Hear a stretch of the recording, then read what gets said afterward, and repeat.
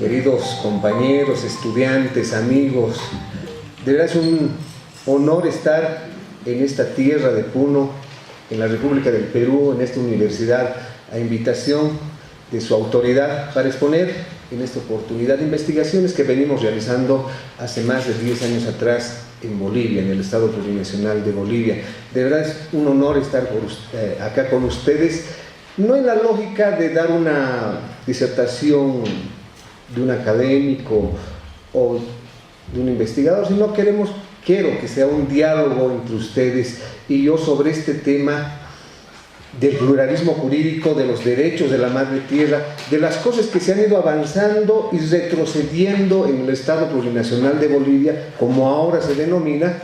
Entonces, creo que tengo 40 minutitos para poder tocar varios temas referente al derecho, al pluralismo jurídico, a los derechos emergentes que tiene Bolivia y poder compartir con ustedes que también están caminando ese camino, ese sendero que es el reconocimiento de los derechos de los pueblos indígenas, de los derechos emergentes de última generación.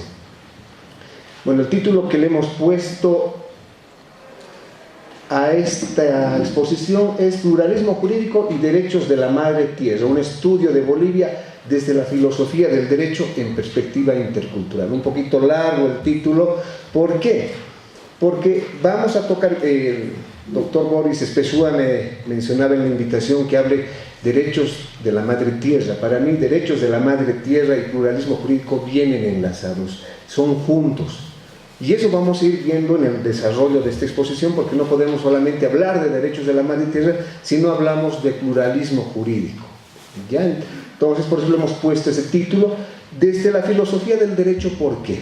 Bueno, la especialidad que tengo es, soy filósofo del derecho, he estudiado Derecho en la Universidad Mayor de San Andrés, pero después he realizado cursos de posgrado en filosofía del derecho en Alemania, en otros países. Por eso le hemos dado ese otro título también, y en perspectiva intercultural, porque al final de la exposición, bueno, vamos a un poquito mostrarles y plantearles una propuesta que venimos trabajando igual hace más de 7 años, con estudiantes, con docentes, con comunidades, que es lo más importante de Bolivia, con comunidades de la República de Bolivia, que están trabajando el tema del pluralismo jurídico, y en Bolivia le denominamos la jurisdicción indígena originario campesina, que están establecidas en la Constitución Política del Estado a partir del 2009. Se abre esa posibilidad de reconocimiento como derecho de los pueblos indígenas a la aplicación de sus propias formas de administración de justicia. Entonces, vamos a empezar a hablarles entonces de esto que es pluralismo jurídico y derechos de la madre tierra. Para esto,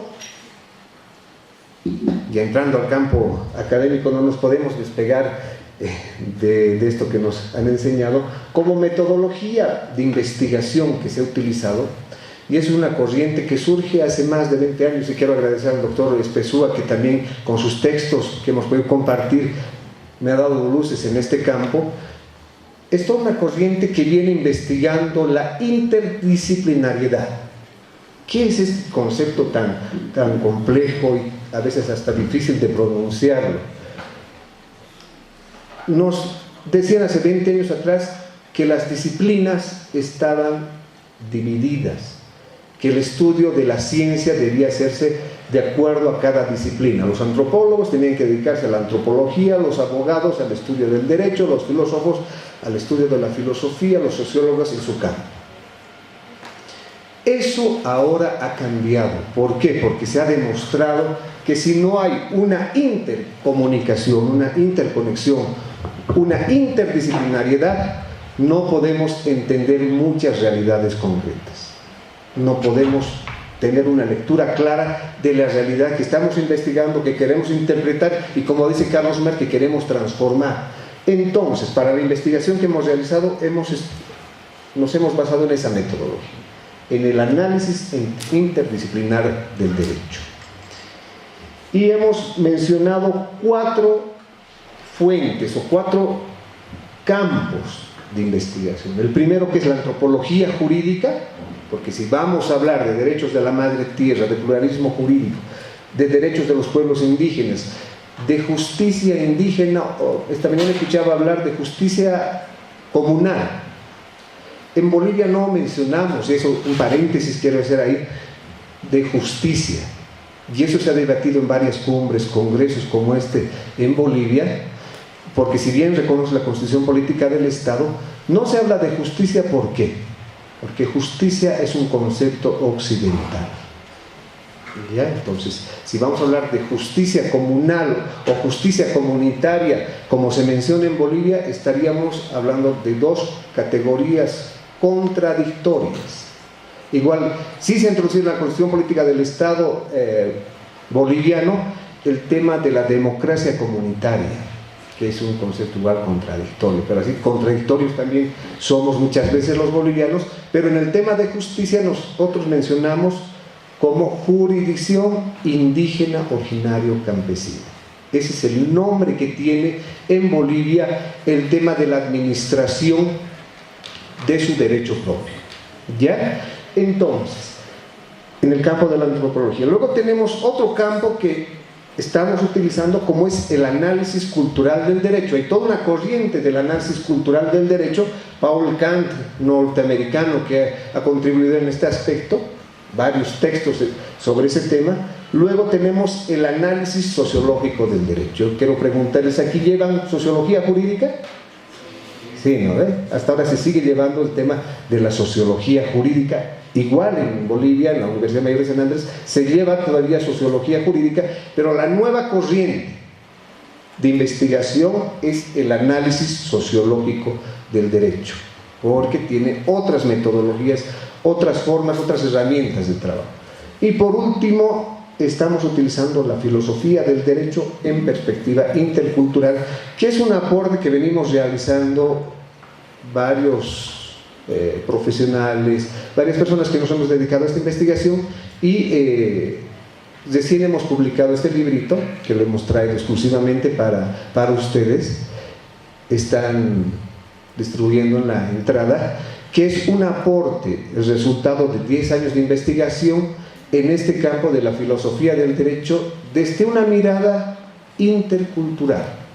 Ya no solamente mirar a la cultura hegemónica, a la cultura occidental en su administración de justicia, sino poner en igual jerarquía a la jurisdicción indígena originario campesina con sus conocimientos, con sus saberes, con su epistemología, con su axiología y con su ontología en el mismo nivel de la justicia ordinaria.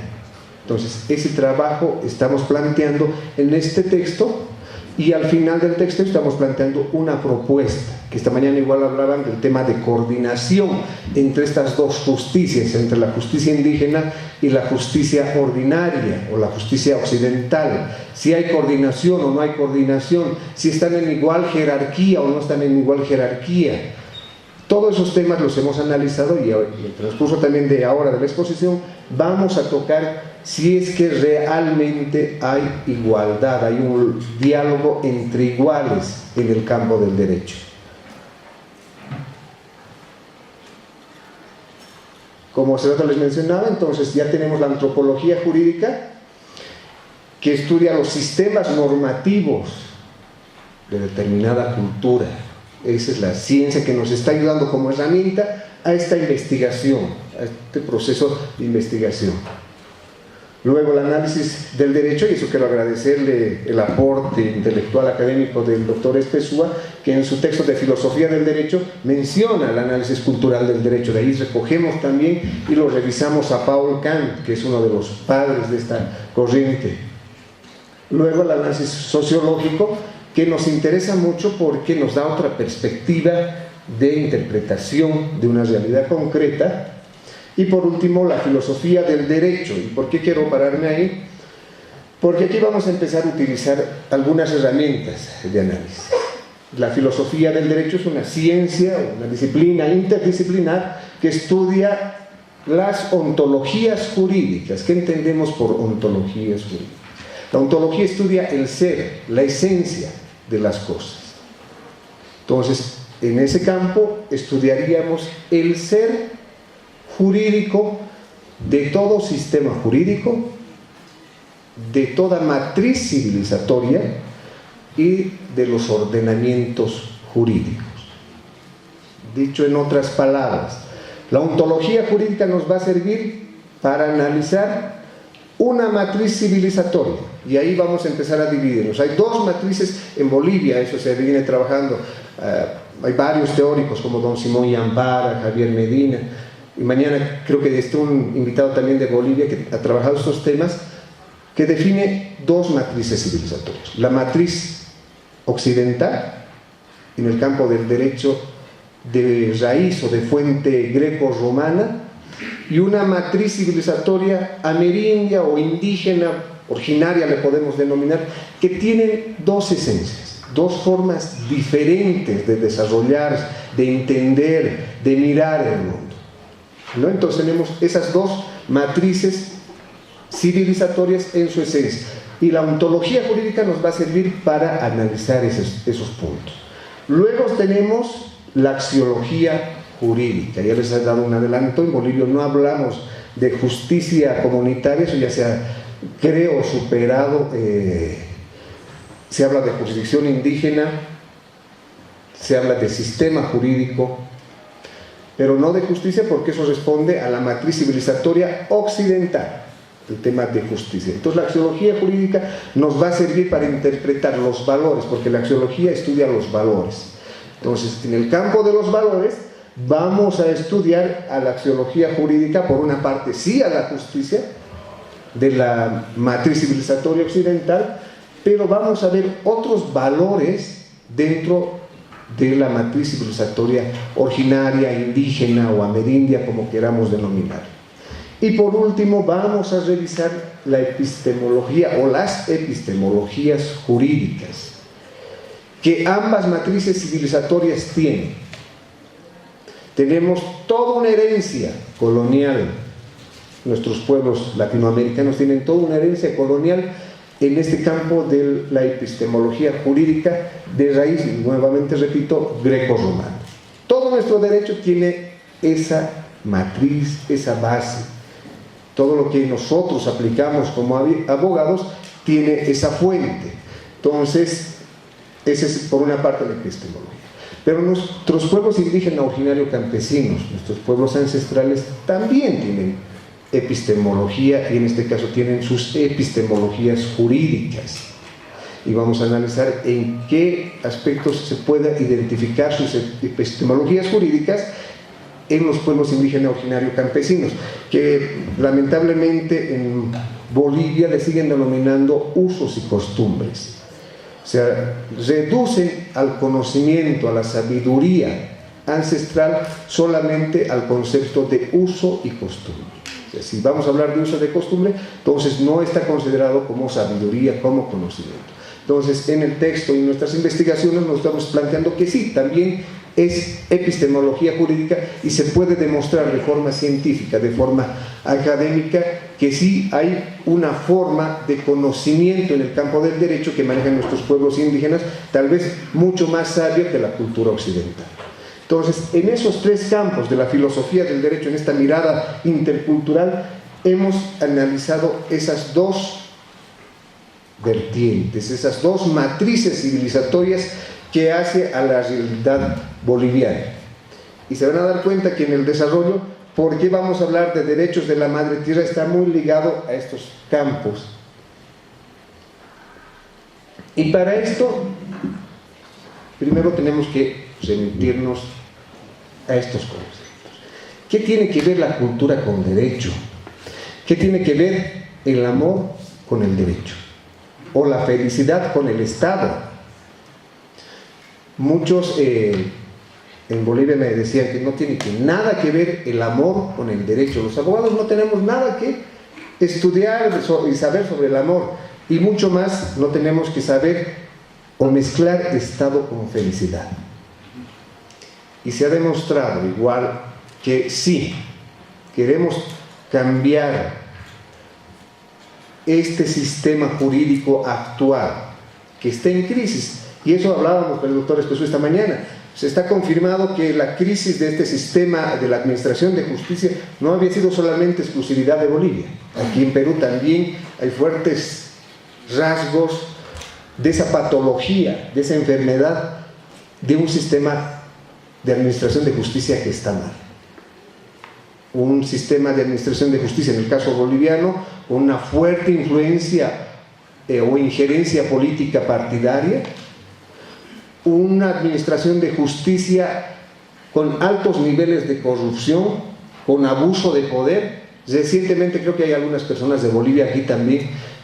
Se ha conocido de un caso que se le denomina el caso Alexandres, de un niño que en teoría había sufrido una violación y durante 4 años han detenido a una persona.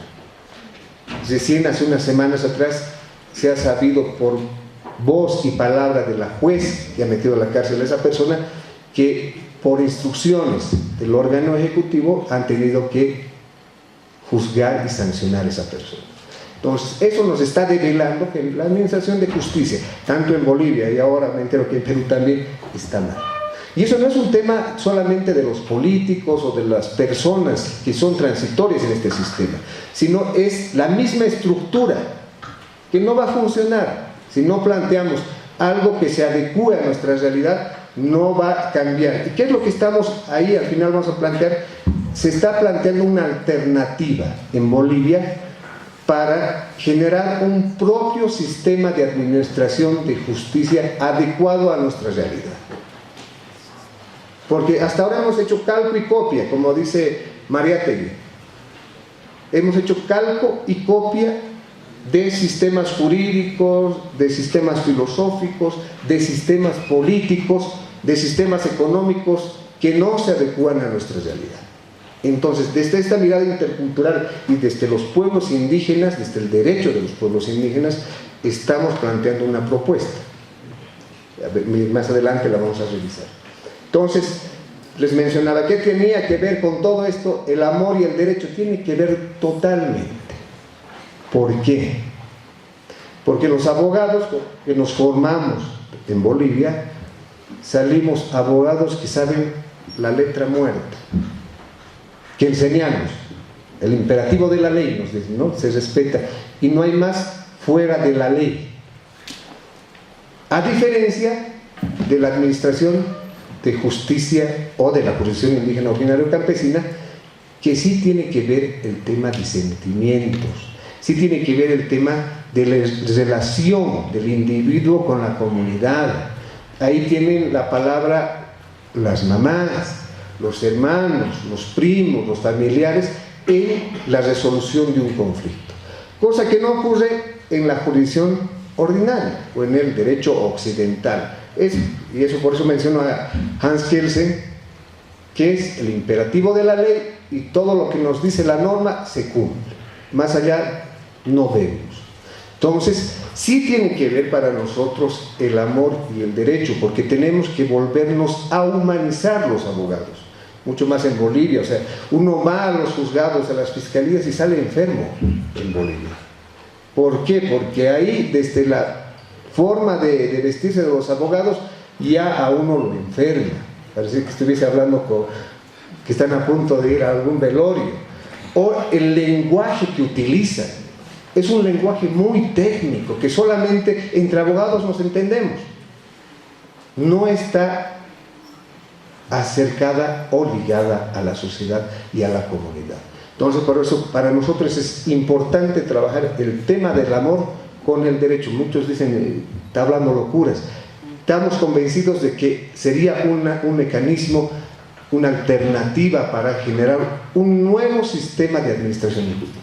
¿Y qué tiene que ver la felicidad con el Estado? Tiene mucho que ver el Estado con la felicidad, y eso no lo decimos nosotros o no lo digo yo. Hay un planteamiento en Bután que lo han presentado a las Naciones Unidas, que no solamente se mida el Producto Interno Bruto, sino también se mida el Producto Interno de Felicidad. Y eso está como propuesta. Bután tiene 5 pilares que está trabajando y más de 40 propuestas que ha presentado a las Naciones Unidas para que los países trabajen y se vuelva una política pública el tema de la felicidad. y cómo somos felices, y eso también hay que analizar. Y hay en los pilares de nuestra Constitución Política del Estado Plurinacional de Bolivia, tenemos el famoso vivir bien, el suma camaña. He escuchado también aquí en Puno que también hay varios teóricos, varios planteamientos en esa línea. Y tenemos que profundizar y tenemos que, más que debatir, generar políticas públicas desde el Estado que fomenten, que promuevan estas políticas de búsqueda de la felicidad. ¿Qué nos hace felices a nosotros? No solamente satisfacer las necesidades básicas de agua, alimentación, sino hay que profundizar más cómo somos felices plenamente los seres humanos, ¿no? Entonces, por eso para nosotros es fundamental trabajar esos dos puntos en esa perspectiva. Y en esa perspectiva también va el tema de los derechos de la madre tierra. ¿Y de dónde surge y por qué Bolivia ha planteado los derechos de la madre tierra? Que es uno de los primeros países que plantea al mundo una forma de legislación, una forma de Estado, donde no solamente habla de los derechos del individuo, del ser humano, sino de su entorno, habla de lo que le rodea, habla del respeto a los animales, a la tierra, al cosmos. En eso sí hay que ser conscientes que Bolivia tiene unos avances considerables en respecto de reconocimiento de los derechos emergentes o los derechos de esta última generación, pero queda mucha tarea por hacer, queda mucho trabajo, porque muchas veces el Estado, la política contamina y en vez de avanzar estamos retrocediendo. Entonces vamos a hablar en ese campo cultura y derecho también de pluralismo jurídico, de interculturalidad e interlegalidad, conceptos que nos están poniendo últimamente, y de estos derechos emergentes. Es lo que les mencionaba, ¿qué tiene que ver el amor con la felicidad? ¿Qué tiene que ver el amor, la felicidad con el Estado y el derecho? Sumamente importante empezar a trabajar desde las universidades. Con varios tesistas en La Paz, en Bolivia, estamos trabajando en plantear como políticas públicas en sus tesis el cambio hasta de la currícula. Alguna de las estudiantes de la que soy tutor me decía, hay que desabogadizar el Estado, y yo creo que tiene toda la razón, que hay que desabogadizar el Estado. ¿Por qué? En Bolivia se enojan conmigo, dicen que quieren que se cierren las facultades de Derecho. No queremos que se cierre, pero sí que se vuelva algo técnico. ¿Por qué? 5 años de estudio en las facultades de Derecho para interpretar la norma. 5 años de Derecho que solamente nos abocamos a una disciplina. ¿Y qué es lo que se está planteando? Introducir a la currícula en una primera etapa en Bolivia otras disciplinas, como el análisis sociológico del derecho, antropología jurídica, filosofía del derecho en perspectiva intercultural, análisis cultural del derecho, filología, sería muy importante que lenguas propias del lugar, de los pueblos indígenas, que no se llevan. En la Facultad de Derecho de La Paz, pluralismo jurídico se lleva como un subtítulo de introducción al derecho. Seguimos con esa lógica monista, con esa lógica occidental. Entonces, claro, ahí está la raíz de por qué estamos formando malos profesionales y seguimos contribuyendo y alimentando a un sistema de administración de justicia que ya no funciona. Entonces, como primer planteamiento, es modificar toda esa currícula, toda esa forma de moldear profesionales que solamente, por una parte, se entienden entre los propios abogados, no es entendible el lenguaje que tienen y no se adecúan a una realidad concreta, ¿no? Entonces, ese es el primer planteamiento que tenemos. A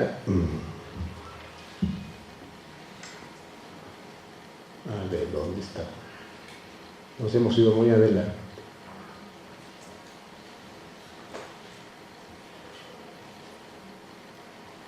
A ver. Nos dio la tecnología, ¿no? Ya para entrar a hablar de lleno de lo que es pluralismo jurídico. Ahí. Y esta es una bonita frase que nos han sacado Nuc Damaris y don Jorge Cruz. Tienen un texto elaborado sobre metodología de la cultura de paz. ¿Y qué nos dicen ellos? La resolución de los conflictos en el mundo andino, según la cosmovisión andino, todo tiene a vivir en equilibrio y armonía. Un instrumento para prevenir y manejar conflictos es el consenso en base a decisiones colectivas. Tomar decisiones colectivas significa involucrar a todas y todos. Eso nos lleva a vivir en comunidad para vivir bien. Hasta ahí solamente quiero mencionar, esa es la naturaleza, esa es la esencia de nuestros pueblos indígenas originarios campesinos para la resolución de conflictos. Porque en el fondo, ¿qué es lo que hacemos los abogados? Nuestro trabajo es la resolución de conflictos. Y en los pueblos indígenas originarios campesinos tienen también sus propios mecanismos, herramientas, procedimientos para la resolución de conflictos, pero ahí nos ponen la esencia, que es para vivir en equilibrio y armonía. Totalmente diferente a el concepto occidental de búsqueda de la justicia. ¿Qué concepto tenemos de justicia acá? Dar a quien lo que le corresponda, nos dicen algunos, ¿no? O la justicia como instrumento de la clase dominante, un poco más marxista. Pero podemos definir que también la justicia es un valor relativo dependiente del tiempo y del espacio, porque puede ser algo justo para mí como para otras personas no puede ser justo, pero en el mundo andino se maneja ese principio de mantener un equilibrio no solamente entre las personas, sino con el entorno que les rodea. Y eso es fundamental, y creo que eso buscamos también, y ahí podemos hacer una analogía, una relación con nuestra familia. En nuestra familia no queremos que haya conflictos, estar en armonía, en tranquilidad. Entonces nuestros pueblos indígenas también buscan eso. ¿Y por qué menciono esta parte en este capítulo de pluralismo jurídico? Porque nos da a entender que no solamente había sido la mirada occidental de búsqueda de la justicia entendida en sus parámetros y sus conceptos, sino que hay otras miradas, y unas miradas desde adentro, desde nosotros, en el tema de la administración judicial o del derecho. Entonces, esa diversidad, esa pluralidad de metodologías, esa pluralidad de ontologías en el campo del derecho ha realizado que el 2009, y eso no es gracias a un partido político o a un presidente, ha sido trabajo constante de los pueblos indígenas, de comunidades, para que el 2009 se reconozca en la Constitución Política del Estado Plurinacional de Bolivia el pluralismo jurídico. En el artículo 1 de la Constitución Política del Estado de Bolivia se reconoce el pluralismo jurídico. Con eso, ¿qué estamos abriendo en Bolivia? Que se respete la administración propia de los pueblos indígenas, de su derecho. También le preguntaba al doctor Espesúa también, aquí cómo estamos en el tema de reconocimientos del Estado de estos temas. Creo que todavía no hay una normativa específica, sí tienen algunas leyes, pero no como en Bolivia, que sí tenemos un pasito, no sé si para bien o para mal, que reconoce este tema del pluralismo jurídico y de la jurisdicción indígena originario campesina. ¿Por qué? Y ahí quiero hacer un paréntesis también. Si bien Bolivia reconoce el pluralismo jurídico en su artículo 1, hay una ley, la ley de deslinde jurisdiccional, que limita, que mutila ese derecho que tienen los pueblos indígenas. La Constitución Política del Estado de Bolivia es una de las más avanzadas, sí, dentro del neoconstitucionalismo latinoamericano se puede considerar como una de las constituciones más avanzadas en reconocimiento de derechos emergentes. Vienen a meter, entre comillas, una línea política, distorsionando totalmente lo que es la aplicación de derecho propio de los pueblos indígenas, y están en esa lógica, ¿no? Y por el otro lado se tiene una mutilación de parte del Estado de la aplicación real. Se le ha limitado varios aspectos que se aplicaban. Y había una pregunta de una compañera esta mañana, que si es saludable o no es saludable que el Estado moderno, porque el Estado moderno que tenemos tanto en Bolivia o Perú, tiene ¿cuántos? 200 años máximo, la creación de Perú, no tiene más. Que este Estado moderno reconozca si es positivo o negativo. Y qué es lo que en varias reuniones hemos ido mencionando. Muchas veces era mejor que esté en la clandestinidad esta aplicación de justicia, que sea reconocida por el Estado. Porque una vez que es reconocida por este Estado moderno que tiene que reconocer, se la va mutilando, se la va deformando, se la va transformando y va perdiendo su esencia. Y eso se está viendo en Bolivia, perder esa esencia, y más que todo en comunidades límites con la parte urbana. En La Paz, por ejemplo, hay una comunidad de Pucarani, que está muy cerca de La Paz, 15 minutos de La Paz, donde están aplicando justicia indígena, pero bajo otros parámetros. Entonces, ¿por qué hay esa contradicción cuando se reconoce esta administración de justicia? Porque alguien me decía, creo que Javier Medina me mencionaba, un filósofo de Bolivia, porque la administración de justicia o la administración del sistema judicial es no Estado, porque tenemos un Estado moderno por una parte, y esto responde a otra lógica que no es Estado y que no va a funcionar bajo la lógica de Estado, justicia, ley, algo escrito. Entonces, yo creo que habría que debatir esos temas también. Aquí en Bolivia hemos empezado a debatir estos temas, que sí, si bien está reconocido en la Constitución, con una ley, y no es solamente la ley de deslinde jurisdiccional, sino hay otra ley de conciliación y arbitraje, se denomina en Bolivia, donde se elimina la jurisdicción indígena del tema de conciliación, sabiendo que la conciliación es el elemento base para la aplicación de jurisdicción indígena. Entonces, eso un poquito son las partes negativas por las que está atravesando el pluralismo jurídico en Bolivia, desde el reconocimiento y la incorporación en la Constitución Política del Estado y en algunas normas. ¿Ya? ¿Por qué sufre esa mutilación, ese retroceso de la jurisdicción indígena, originaria y campesina? Porque si bien podemos hablar de interculturalidad, o en el caso del derecho de interlegalidad en términos de Boaventura Santos, porque no toda interculturalidad es buena.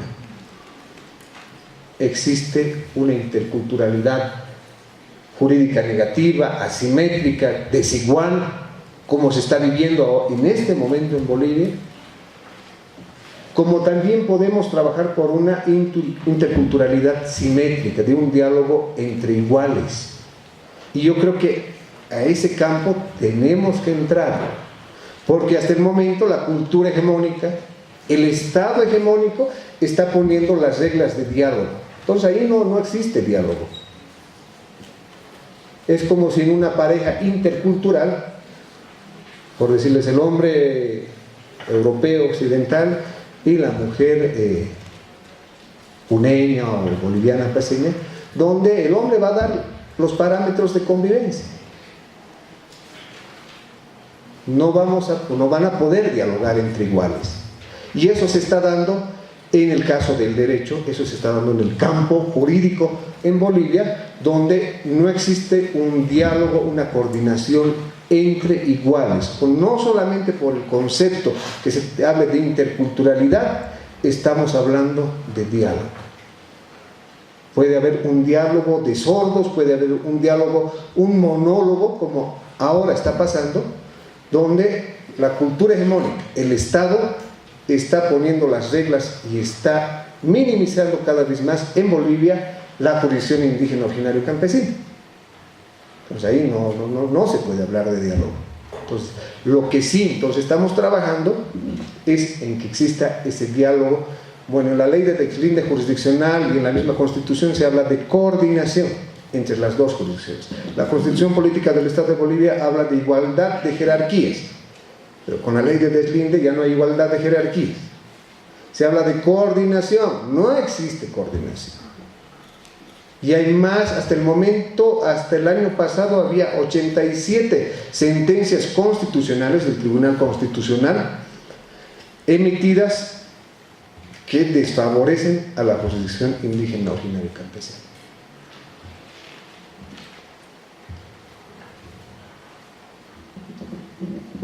¿Y por qué ahora, ya entrando al tema de los derechos emergentes, para hablar de los derechos de la madre tierra?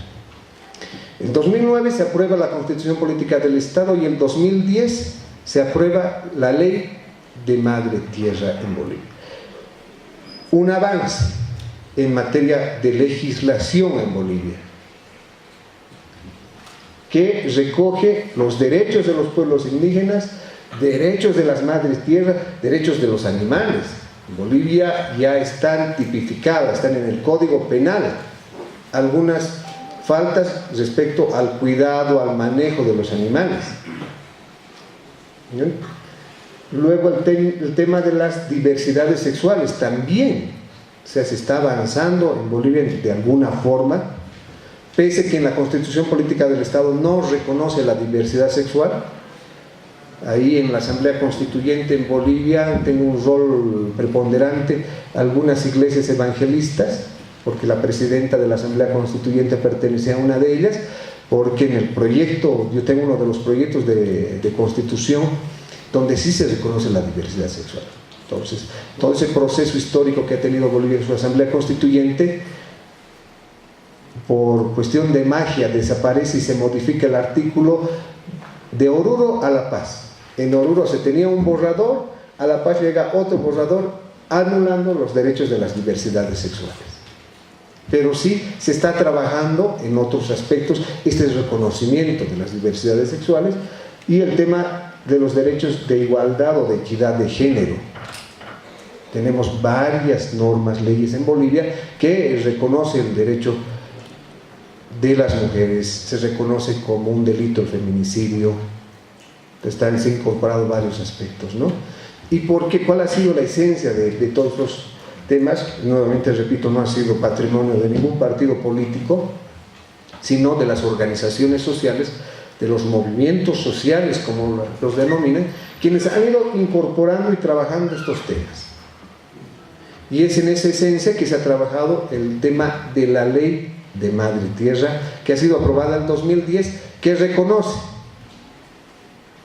varios aspectos de la lógica indígena originaria campesina, que tiene que respetarse el entorno, que tiene que respetarse el mismo cosmos, la Pachamama, y ahora ya está constitucionalizado y está reconocido a través de una ley. Lo positivo. Lo negativo, hablamos de derechos de la madre tierra y queremos una carretera que atraviese una reserva natural. Han debido escuchar el Timis. Entonces, por una parte el presidente de Bolivia reconoce los derechos de la madre tierra, pero por otra parte en su accionar está cometiendo varias faltas. Uno es ese tema, ¿no? El Timis. Hay otros proyectos que responden a la lógica del IRSA. Entonces, esa es la dinámica con la que se está moviendo. Si bien hemos tenido en un principio un gobierno progresista, parecía, en este último tiempo ya se está cambiando de lógica. La frontera agrícola en el Chapare es la zona más conocida por la producción de coca, y no coca para el acúlico, ¿no? Es para la producción de otros estupefacientes y otras cosas. Está creciendo la frontera agrícola. Los interculturales, como se denominan, están avanzando en diferentes zonas y territorios. Eso no es un secreto, eso es de carácter público, cómo está avanzando Bolivia. Entonces, en si bien tenemos el avance de reconocimiento de derechos de la madre tierra, hay retroceso en el accionar, tanto en el campo jurídico, del pluralismo jurídico, como en el campo del reconocimiento de derechos de la madre tierra. Pero ¿para qué vamos a hablar del negativo si podemos, desde las universidades, desde esta fuente del saber, generar alternativas? Desde lo local, desde las comunidades, desde las universidades, propuestas para transformación de la administración de justicia, para transformación de una sociedad con mucho más equilibrio y mucho más armonía. Entonces, en esa lógica estamos planteando este estudio del pluralismo jurídico en perspectiva intercultural. Pero antes que vamos a revisar ahora, un poquito así a grandes rasgos, las matrices civilizatorias, los sistemas jurídicos, los ordenamientos jurídicos, un poquito de la epistemología jurídica y de las axiologías jurídicas. ¿Qué tiempo tenemos? 5. Ya, 5 minutos. En 5 minutos entonces. Ya hemos avanzado un poquito. En Bolivia hemos dicho que existen dos matrices civilizatorias. Por una parte, la occidental, y por otra parte, la indígena. ¿Ya? Y dentro de esas matrices hay sistemas jurídicos. Y en Bolivia, hasta la fecha, se conocen 3 sistemas jurídicos. Tal vez aquí igual. El sistema jurídico romano, todo lo que es nuestro derecho civil, que también creo que aquí es lo mismo. Luego el sistema jurídico anglosajón. Y en Bolivia se incorpora el sistema jurídico indígena originario campesino. Entonces estamos hablando de 3 sistemas jurídicos que coexisten en un mismo estado, en un mismo territorio. Y ahí se ve muy pequeñito. ¿Cuál es la diferencia de estas dos matrices civilizatorias que tienen? Tienen lo fundamental, les voy a mencionar. Por una parte, la matriz civilizatoria occidental tiene una esencia antropocéntrica. ¿Qué quiero decir con eso? Que el ser humano es el centro de todo. Por eso nuestras normas son exclusivamente para el ser humano, para el hombre, dicen algunos, ¿no? Pero a diferencia de la matriz indígena originaria campesina, que es de esencia cosmocéntrica, que no solamente ve al ser humano como centro de todo, sino todo es uno y uno es todo, dicen ellos, ¿no? Entonces hay una diferencia ahí. Por eso también surge el tema de los derechos de la madre tierra, en esa lógica cosmocéntrica, no antropocéntrica. Que esa lógica antropocéntrica tiene su mayor auge con la Revolución Francesa. Por eso se plantean los derechos del hombre.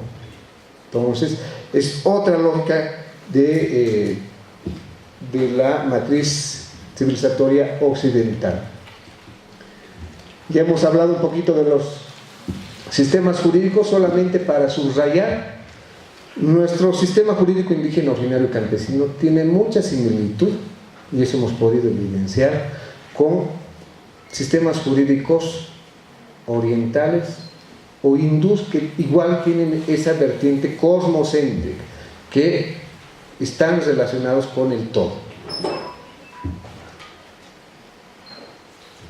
Y los ordenamientos jurídicos, igual ahí hay que hacer una diferencia. Hemos visto matriz, sistema jurídico y los ordenamientos jurídicos. Todo Estado tiene un ordenamiento jurídico, y ahí viene ya la aplicación de la teoría de Hans Kelsen, de su famosa pirámide jurídica, ¿no? Entonces ese es un ordenamiento jurídico que es muy particular de cada estado o de cada provincia o de cada municipio.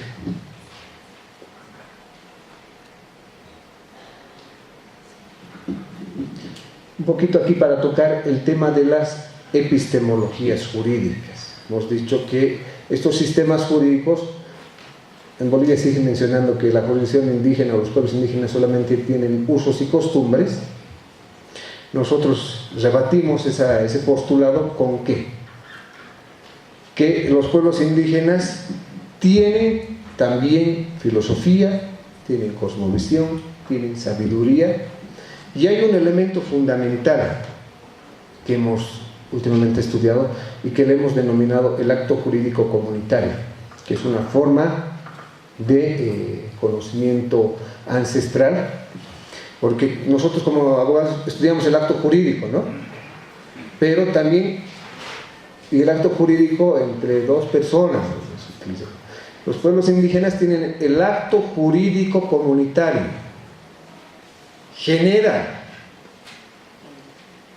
este acto jurídico en una asamblea. ¿Y cómo se sanciona este acto jurídico? A través, cuando emiten una resolución, cuando emiten una sentencia en los pueblos indígenas, que eso es fundamental. Entonces ahí están descargando todo ese conocimiento que tienen en ese acto jurídico comunitario, a diferencia del acto jurídico occidental, que muchas veces es de una persona o dos personas. En las comunidades es un acto jurídico comunitario, de que igual lo explicamos de forma más extensa en el libro. Es el acto jurídico comunitario, y que también, o sea, hay varias cosas de nuestra cultura ancestral que sí se está demostrando día a día, que no habíamos sido pues los retrasados como nos pintaban, sino que más bien tenemos tecnología y avances de futuro. Y en el campo del derecho hay mucho por investigar. Bueno, la axiología jurídica que hemos visto, y un poquito dentro de la axiología jurídica, ver cuáles son las debilidades de la jurisdicción ordinaria. Un poquito para revisar. La jurisdicción ordinaria en Bolivia es totalmente burocrática, todo es a base de papeles, y esos papeles tienen que ser firmados por notarios y abogados, si no, no tiene validez. Ese asunto de especialista, lo que les decía, tiene totalmente un lenguaje para abogados, y estudiamos eso para complicar el lenguaje. Es lento, cuanto más lento, mejor nos va a los abogados, más ganamos, ¿no? Entonces, y hacemos que sea lento. Es costoso, sí. En Bolivia eso es tremendamente fuerte, el tema del costo que tiene y cómo se mercantiliza la justicia. Pasa a ser una mercancía la justicia. ¿Cuánto tienes? Y van a sancionar a tu favor o a tu contra. Puedes comprar jueces, puedes comprar fiscales, investigadores, y eso nos ha demostrado este último caso, ¿no?, que se ha develado en Bolivia con el caso Alexander. Y en la justicia ordinaria solamente hay perdedores. Este tema que parece así simple es fundamental. ¿Por qué? Porque siempre buscamos la venganza, a la apelación. Ah, no, yo, ¿por qué voy a perder? No, vamos a apelar. Hay que presentar otras nuevas. Vamos a otras instancias, al fiscal igual adentro, al fiscal, a todos, vengarnos de todos.